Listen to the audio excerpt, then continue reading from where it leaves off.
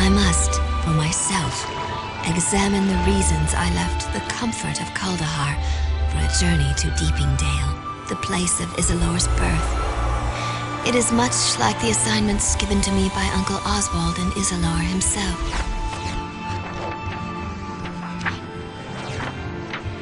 When Isilor left those lands near the Inner Sea for the spine of the world, he told his fellow druids he would send a student to replace him. This, I told myself, was why I left. But now, as I sit by the warmth of a fire in Mirabar, I realize what Isilor must have already known. I remember the details vividly. It started many years ago. The year was 1310 Dale Reckoning, when scouts from Burn Shander, the largest of the 10 towns, first reported sighting goblin warbands. Within weeks, a river of goblins had flowed forth from the spine of the world, and above that wave of death sailed a banner bearing the monstrous heads of the Chimera.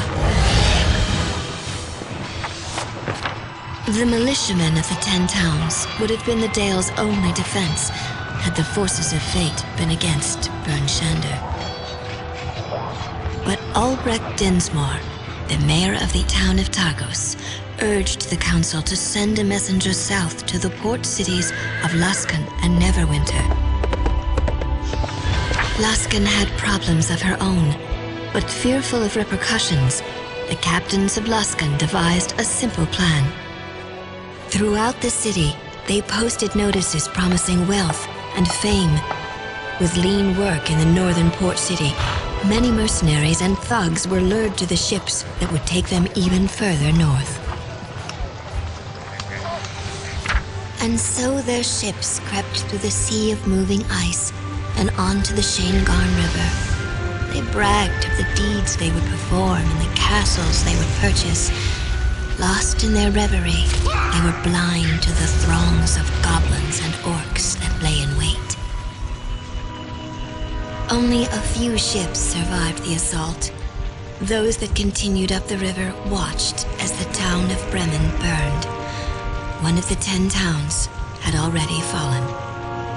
Many wondered, as I often wonder, what difference only a few can make against so many, and in the midst of such terrible circumstances.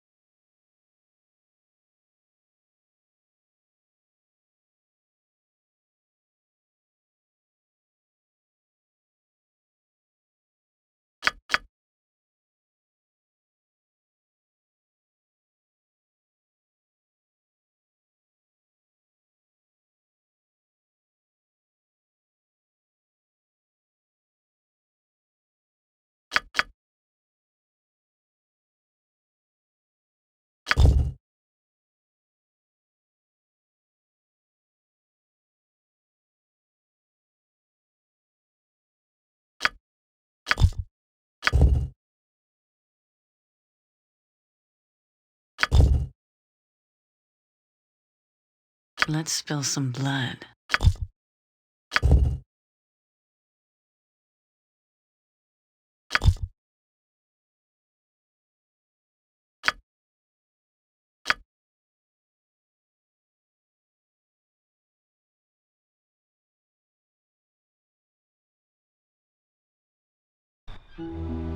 Uncle Oswald said that Mer de Walden was full of sunsets that day.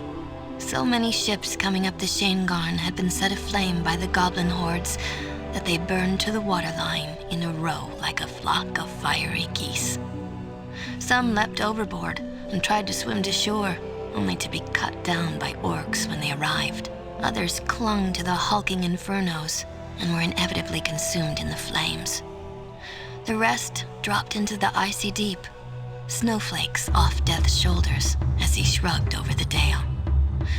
So many had died already in the attacks that the failure of the Luskan forces to arrive was but a sigh, a comma in what was to be a rather long story. Only a few small ships made it through to Targos, where my uncle was watching from the upper reaches of the town. Many villagers were too busy repelling enemies at the palisade wall to notice a few sad, sorry stragglers make it into the port.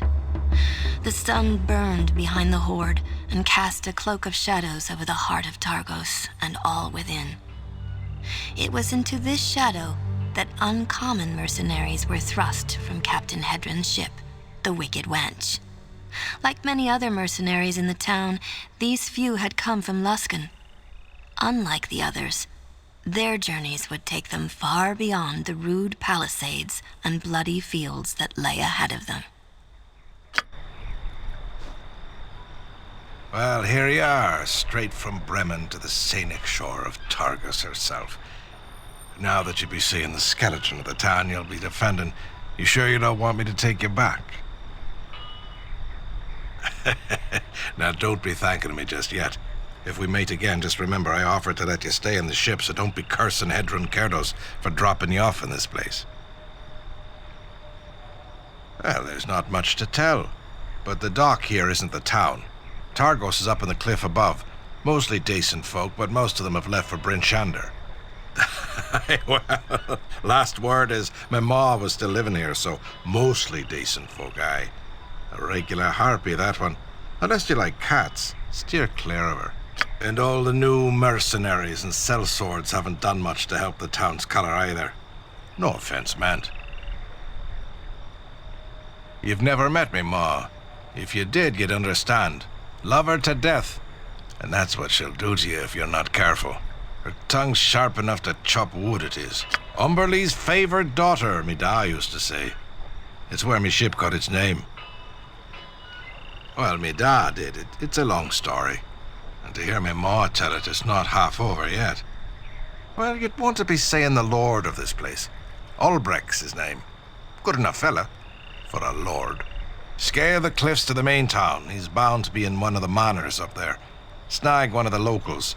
They can guide you better than I could. You can thank me by not following foolish orders and coming back in one piece. As guests go, you've been saints aboard my ship. I got a place for you if you ever be needing it. Town seems a mite quiet, though. And Magdar, the harbour master, hasn't come to try and bleed a few coins from me for a docking fee. Watch yourself. Could be trouble in the wind. Very well.